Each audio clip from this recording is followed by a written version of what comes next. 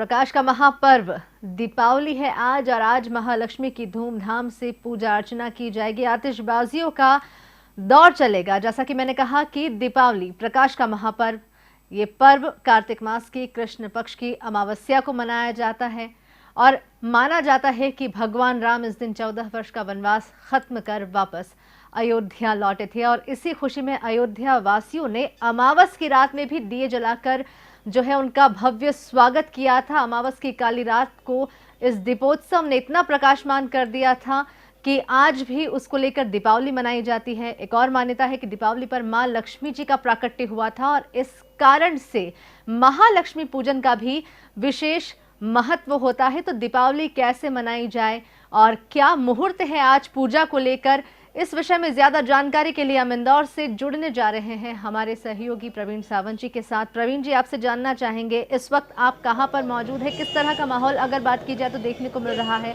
साथ ही बात करेंगे दीपावली को लेकर भी। जी देखिए दीपिका, दीपावली की सबसे पहले सभी हमारे दर्शकों को, डीजाना के दर्शकों को शुभकामनाएं दीपावली की। और वैसे दीपावली का जो क्योंकि देश जो है वो क्रिकेट प्रेमी देश कहा जाता है, क्रिकेट को धर्म की भी तुलना दी गई है हमारे देश में। तो कल जो है वो क्रिकेटरों ने हमारे देश में दीपावली की धूमधाम कर दी थी और आज जो है वो दीपावली का पूजन अर्चन। हम इस समय राजवाड़ा के महालक्ष्मी मंदिर पर खड़े हुए और आप देखिए दोनों ओर मंदिर के दोनों रास्तों की तरफ लंबी लंबी कतारें लगी हुई हैं। बड़ी संख्या में लोग जो है वो माता लक्ष्मी का पूजन करने के लिए मंदिरों में दर्शन के लिए पहुंचे हैं और सुबह से ही यहाँ पर भीड़ लगी हुई है। सारे जो भक्त हैं वो चाहते हैं कि माता लक्ष्मी का पूजन करके वे अपने दिन की शुरुआत करें। और जो इसके बाद, क्योंकि आज जो है वो ग्रहण भी है, आज के बाद शाम के समय से शायद ग्रहण भी लगना है। तो क्या कुछ होगा,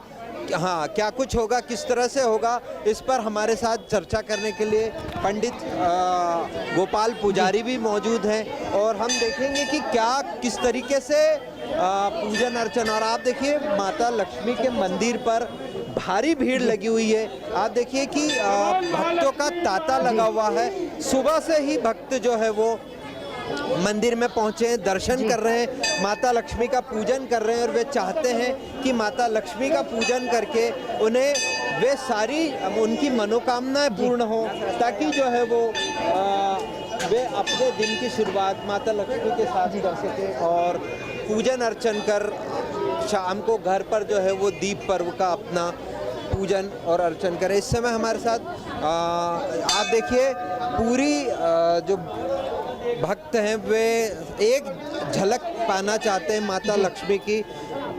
इंदौर को आर्थिक राजधानी कहा जाता है प्रदेश की और उसका सबसे प्रमुख कारण है कि यहाँ पर जो है वो माता लक्ष्मी की बड़ी कृपा है।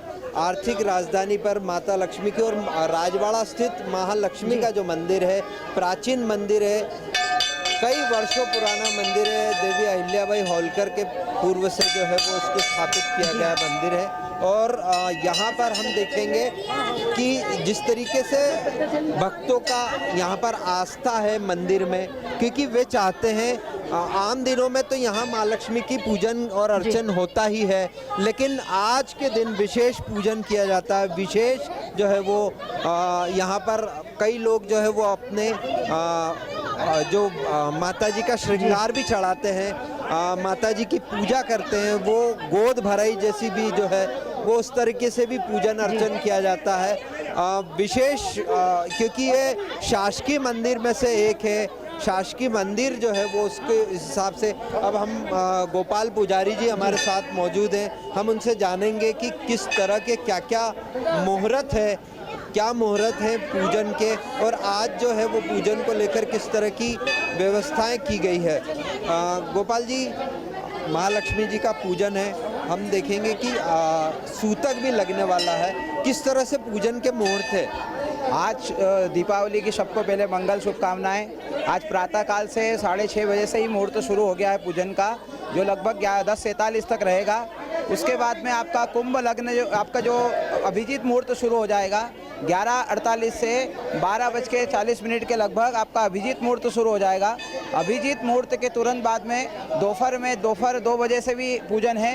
तो जितने कल कारखाने, प्रतिष्ठान हैं, दुकान हैं, उनमें हम दोपहर के पूजन करें। प्रातः काल में भी कल कारखानों में पूजा करें और संध्या काल में 3 बजे से लेके अमृत बेला, वृषभ लग्न और इतने प्रकार के सिद्धि योग बन रहे हैं, जिसको सर्वार सिद्धि योग बोले, वृषभ लग्न का गोधूली बेला बोले, इतने प्रकार के अनेकों योग इस बार बन रहे हैं। और 3 बजे से लेके लगभग 7 बजे तक संध्या काल में गृहस्थ पूजन करें। और ये पूजन के बहुत सारे मुहूर्त है। मिथुन लग्न के जो मुहूर्त है रात्रि 9 से 11 में है।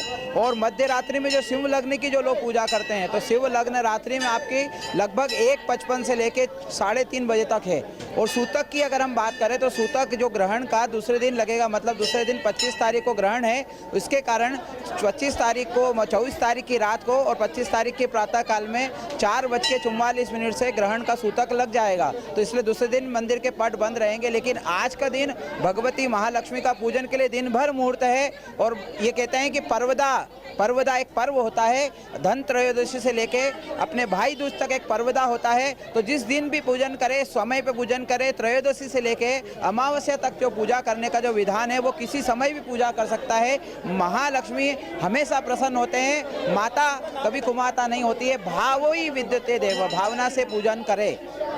पंडित जी, आपने कहा कि भावना से पूजन करें, लेकिन जैसे कहा जाता है कि भोले तो सिर्फ फूल या बिल्व पत्र से खुश हो जाते हैं, लेकिन माता जी को श्रृंगार लगता है, पूरा विधि विधान से पूजन होता है। किस तरीके से पूजन करना चाहिए?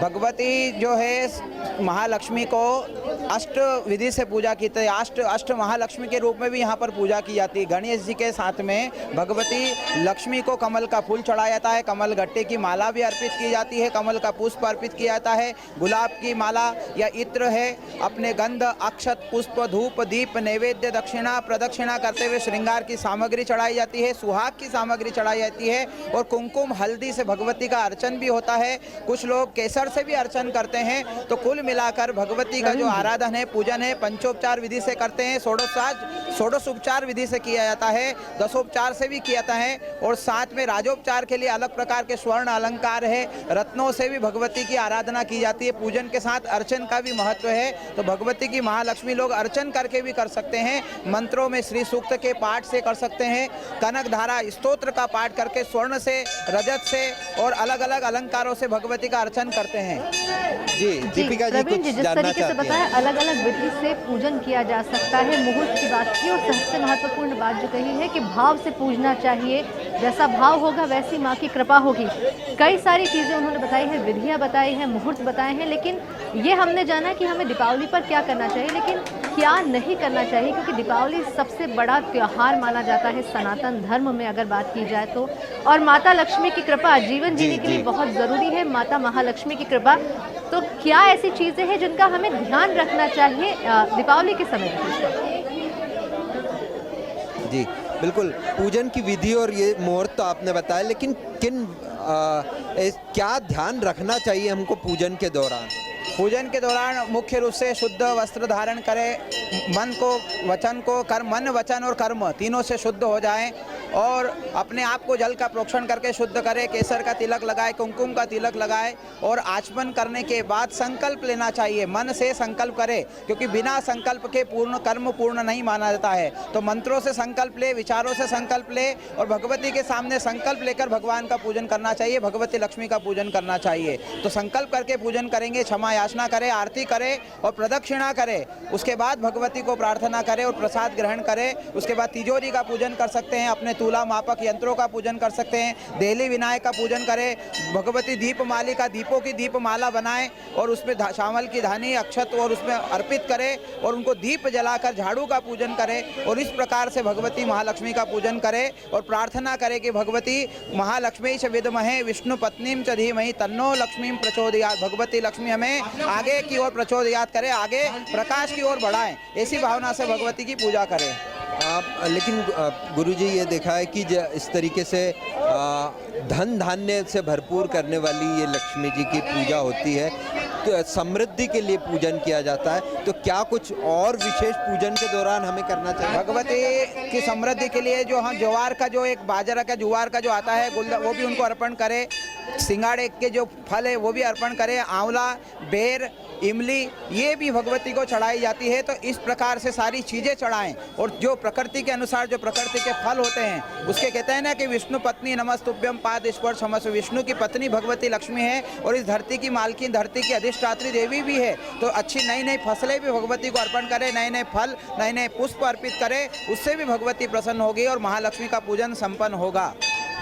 गुरुजी, पूजन के बाद जिस तरीके से आपने कहा कि 4:15 बजे से सूतक लग जाएगा, तो उससे पहले हमें पूजन करना है।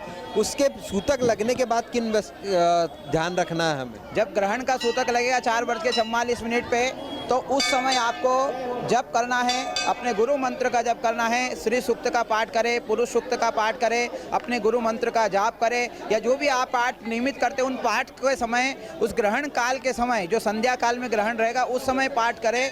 हालांकि ग्रहण का वृद्धों के लिए, गर्भवती महिलाओं के लिए और छोटे बच्चों के लिए निषेध है, किसी प्रकार का उनके ऊपर वेद नहीं लगेगा। लेकिन विशेष करके जो जनमानस है, स्त्री पुरुष है, उनके लिए सूतक लगेगा। तो सूतक यम नियम में हमको ईश्वर का आराधन करना चाहिए। और जो संध्या काल में 4:44 से मध्य संध्या काल 6:30 बजे तक जो ग्रहण काल रहेगा उस समय मूर्ति को न छुए, मूर्ति का स्पर्श न करें। मंदिर के पट बंद रहेंगे लेकिन मंत्र जाप कर सकते हैं, पाठ कर सकते हैं और उस समय भगवान का आराधन करें, कीर्तन करें, भजन करें, तो भगवती प्रसन्न होगी और ग्रहण का कोई विपरीत परिणाम आपको प्राप्त नहीं होगा। जी, हालांकि इस बार ग्रहण जरूर है इस महापर्व दीपोत्सव के बीच में, लेकिन अगर बात की जाए तो किन मायनों में जो है इस बार की दीपावली महत्वपूर्ण, क्योंकि हमने देखा है कि 2 सालों बाद इस तरह का माहौल हमें देखने को मिला है, इस तरीके से हम इसे सेलिब्रेट कर पा रहे हैं। किन मायनों में इस बार की दीपावली विशेष रहने वाली है?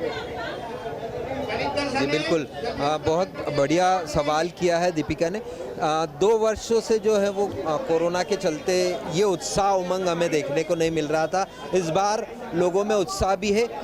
किन मायनों में ये अलग है दीपावली दूसरी? दीपमाली का पर्व एक तरह से हमारी बुराइयां खत्म हो, अंधकार से हम प्रकाश की ओर जाएं। जिस प्रकार राजा राम ने रावण पे विजय प्राप्त करके यहाँ पर प्रवेश किया था अपने नगर में और दीप जलाए थे, खुशहाली की कामना की गई थी। और जिसी प्रकार से लोग अपने दीपावली के पूर्व घर की बुराइयां हटाते हैं, कचरे को साफ करते हैं, विकृति को साफ करते हैं। तो मन से, विचार से हम शुद्ध हो जाएं, आसपास का वातावरण शुद्ध हो, घर को हम स्वच्छ करें, स्वस्थ करें और इस प्रकार से अंधकार से प्रकाश की ओर जाने का मार्ग है, बुराई से अच्छाई की ओर जाने का जो मार्ग प्रशस्त होता है वो दीपमाली का पर्व मनाया जाता है। इसलिए दीपों की आरती की जाती है, प्रकाश की आरती की जाती है, प्रकाश का पूजन किया जाता है और प्रकाश से कामना की जाती है कि जीवन में अंधियारा खत्म हो, कष्ट खत्म हो, दुख खत्म हो और प्रकाशमान हमारा जीवन हो। महाराज, माता लक्ष्मी की इंदौर पे विशेष कृपा है क्योंकि हम देखते हैं प्रदेश की आर्थिक राजधानी व्यापार व्यवसाय के हिसाब से, और माता महालक्ष्मी का मंदिर भी जो है ये बड़ा सिद्ध है। महालक्ष्मी का जो राजवाड़ा का मंदिर जहाँ पर हम स्थित खड़े हैं ये अहिल्याबाई के ज़माने का मंदिर है और ऐसा कहते हैं कि अहिल्या यहाँ पर साक्षात महाराज्ञी के रूप में आज भी उपस्थित है। पुण्य श्लोका प्रातः स्मरणीय अहिल्या विराजित है, राजवाड़ा भी स्थित है। तो ऐसा कहते हैं कि अहिल्या ऐसी महारानी थी कि कभी किसी को यहाँ पे कोई भूखा नहीं रहता है, समृद्धि यहाँ पर बहुत है, सूचक मंगल कामना है। तो साक्षात अहिल्या परंपरा का ये मंदिर है और महालक्ष्मी समृद्धि देती है, धन देती है, सुख संपदा देती है। तो निश्चित तौर पर अहिल्याबाई का जो अहिल्या नगरी, इंदौर नगर जिसको कहते हैं, इंदौर नगर कहलाता है, यहाँ पर समृद्धि है। कितने भी कष्ट, कितने भी दुख आए लेकिन उसके बाद लोग वापस उड़ जाते हैं और भगवती की आराधना के लिए तैयार हो जाते हैं। और इसका सामने प्रत्यक्ष उदाहरण है कि भक्त यहाँ पर, सैकड़ों भक्त यहाँ पर भगवती की आराधना में घंटों से लाइन में लगे हैं। सुबह से यहाँ पूजन अर्चन भी चल रहा है। जी प्रवीण जी, आमतौर पर देखा यह जाता है कि माता महालक्ष्मी को सिर्फ धन से जोड़कर देखा जाता है। क्या माता महालक्ष्मी सिर्फ धन की देवी है? क्योंकि अष्ट लक्ष्मी का जो है पुजारी जी ने जिक्र किया है, तो जो उनके विशेष रूप है, जो उनके विशेष गुण हैं, उनके बारे में हम जानना चाहेंगे। क्योंकि आम जनमानस की जो मान्यता है उसके हिसाब से लक्ष्मी को सिर्फ धन से जोड़कर देखा जाता है, तो हम थोड़ा विस्तार से जानना चाहेंगे इस बारे में।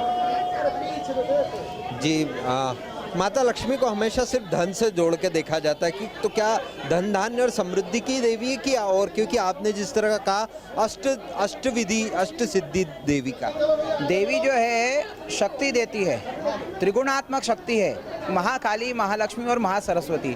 तो लक्ष्मी को समृद्धि, धन की देवी इसलिए कहा है कि धन संपदा है। और ये पृथ्वी जो स्वयं है, उज्ज्वला, जिसको पृथ्वी भूमि कहते हैं, उज्ज्वला भूमि कहते हैं, ये स्वयं पृथ्वी जो है महालक्ष्मी है। और महालक्ष्मी की उत्पत्ति हम कहें तो समुद्र मंथन से हुई थी। तो समुद्र मंथन के साथ में धन आया, वैभव आया, यश आया, कीर्ति आया, शंख इनके भाई के रूप में शंख देवता भी आए, पांचजन्याय विद्महे पावनाय धीमहि तन्नः शंखः प्रचोदयात्। तो शंख के रूप में भगवती का भाई यहाँ पर उपस्थित है। तो कुल मिलाकर धन की संपदा, धन की देवी जरूर है, लक्ष्मी धन स्वरूपा है, लेकिन भगवती लक्ष्मी शक्ति भी देती है, समृद्धि भी देती है, ज्ञान और भक्ति से जोड़ती है। मात्र अगर धन की देवी या धन के रूप में हम उसकी गणना करें तो मैं नहीं मानता कि धन तो है, लेकिन धन में समृद्धि है, सुख समृद्धि है। और धन भी कैसा वैभवशाली धन है, और धन भी प्राप्त हो तो ज्ञानवर्धक धन प्राप्त हो, ये कामना करना चाहिए। कुछ लोग उल्लू पे बिठ करके भगवती की आराधना करते हैं, और कुछ लोग कमल रूपी भगवती, कमला रूपी भगवती की आराधना करते हैं। तो ये व्यक्ति के ऊपर सोच के निर्भर करता है कि वो धन की देवी मानता है या ज्ञान की और शक्ति के स्वरूप में मानता है। जी बिल्कुल दीपिका, जिस तरीके से पुजारी जी ने हमें आज मुहूर्त बताए, सूतक कब काल लगेगा, वो सारी जानकारी दी, किस तरह से पूजन विजन करना चाहिए उसकी भी जानकारी दी, और माता लक्ष्मी के पूजन का क्या महत्व है ये सारी भी जानकारी दी। आपको बताएं कि पूरे विश्व में जो है वो इस समय मंदी का दौर है, लेकिन हमारे देश में 30 त्यौहार जो है वो कहीं ना कहीं अर्थव्यवस्थाओं से जुड़े होते हैं, और हमारे यहाँ दीप पर्व जो है वो अर्थव्यवस्थाओं से विशेष तौर पर जुड़ा हुआ रहता है, क्योंकि दीपावली के अवसर पर जिस तरीके से बाजार गुलजार होते हैं, रोशन होते हैं, किस नई फसल आती है, किसान जो है वो खरीदारी के लिए निकलता है, और बाजार जो है वो पूरी तरीके से अर्थव्यवस्था, और तो इसीलिए कहा जाता है हमारे देश में जब कहते हैं कि धर्म आधारित अर्थव्यवस्था भी है, तो दीपावली के अवसर पर जिस तरीके से धर्म आधारित अर्थव्यवस्था है वो कहीं ना कहीं हमारे बाज़ारों को, हमारी अर्थव्यवस्थाओं को चलायमान रखती है। और हमारे कई अर्थ विशेषज्ञ भी इस बात को कह चुके हैं कि जब धर्म आधारित अर्थव्यवस्थाएं होती है तो वो देशों में इस तरह की मंदी की, जबकि पूरे विश्व में इस समय मंदी का दौर चल रहा है, पूरे विश्व जो है वो मंदी की से जूझ रहा है, लेकिन हम भारत में देख रहे हैं कोरोना के बाद न सिर्फ हमारी अर्थव्यवस्था पटरी पर आई है, बल्कि आप पिछले रक्षाबंधन के बाद से देखें, गणपति देखें, माता लक्ष्मी का दुर्गा का पूजन देखें, इन सब से जो बाजारों में अर्थव्यवस्थाएं चलायमान हुई हैं उसको दीपावली ने एक नया स्वरूप दिया है। हमारे इंदौर की अगर हम बात करें तो लगभग 1000 करोड़ का व्यापार इस दीपावली के अवसर पर हुआ है। तो ये कहीं ना कहीं न सिर्फ व्यापारियों को, लोगों को, आमजन को एक स्फूर्ति प्रदान करता है। तो ये माता लक्ष्मी की विशेष कृपा इंदौर पर है, और ये हमारी महालक्ष्मी जो राजवाड़ा स्थित माता लक्ष्मी की है, वहाँ पूजन अर्चन और सिर्फ दर्शन भर से लोगों को समृद्धि प्राप्त होती है। बहुत अच्छी बात कही है यहाँ पर, और वाकई में माता महालक्ष्मी की महाकृपा है यहाँ पर, तभी व्यावसायिक राजधानी इंदौर जो है लगातार तरक्की कर रहा है। बात की हमने स्वच्छता में, लगातार हम नंबर 1 आए हैं, छठी बार नंबर 1 का तमगा हासिल किया है। व्यापार में हम आगे बढ़ रहे हैं, आर्थिक राजधानी, व्यावसायिक राजधानी हम इसे कह रहे हैं। लेकिन अगर बात की जाए तो व्यवस्थाओं की, चूंकि आप राजबाड़ा क्षेत्र में मुख्य व्यावसायिक केंद्र है, राजबाड़ा जो है उसको लेकर, तो किस तरह की व्यवस्थाएं आप वहां पर पा रहे हैं, आज किस तरह का माहौल वहां पर रहने वाला है? साथ ही अगर बात की जाए तो चूंकि नंबर 1 है स्वच्छता में, क्या पटाखों को लेकर किसी तरह की कोई गाइडलाइन जारी की गई? क्योंकि हमने कई राज्यों में देखा है अलग अलग नियम बनाए गए हैं पटाखों को लेकर, और पटाखों से जिस तरीके से प्रदूषण की बात यहाँ पर सामने आ रही है, कचरा भी काफी ज्यादा होता है। किस तरीके से जो है देश का सबसे स्वच्छ शहर दीपावली मनाने वाला है? नहीं, देखिए बिल्कुल आपने कहा, नगर निगम ने इसके लिए व्यवस्था की हुई है। नगर निगम ने कहा है कि दीपावली का जो पूजन होगा उसके बाद जब पटाखे चलेंगे उसके लगभग 11:30-12 बजे तक का हमारे यहाँ रहता ही है कि इंदौर में 12 साढ़े 12 बजे तक पटाखे चलते हैं, लेकिन निगम की टीम जो है वो रात 2 बजे से सक्रिय होगी, और सुबह जब 4 बजे शहर का कोई बाशिंदा अगर बाहर निकलता है तो उसे शहर पूरी तरीके से स्वच्छ और साफ मिलेगा। ये जो है व्यवस्था इंदौर नगर ने की है।